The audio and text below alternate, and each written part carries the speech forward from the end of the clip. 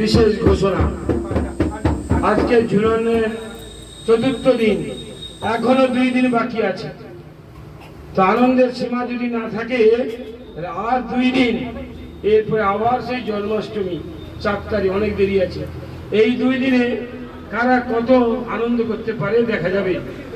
জন্মাষ্টমীতে আরো ব্যাপকভাবে হবে, রাধাষ্টমী ব্যাপকভাবে হবে। সবাই আগে থেকে যোগাযোগ করবেন, কারা জন্মাষ্টমীতে দিন রাতে আসবেন, প্রসাদ পাবেন, অভিষেক যাদের করার যোগ্যতা রয়েছে করবেন, এবং রাধাষ্টমীতে সেভাবে ব্যবস্থা থাকবে। তো এখন সকলে মাথা নিচু করে প্রণাম নিবেদন করুন।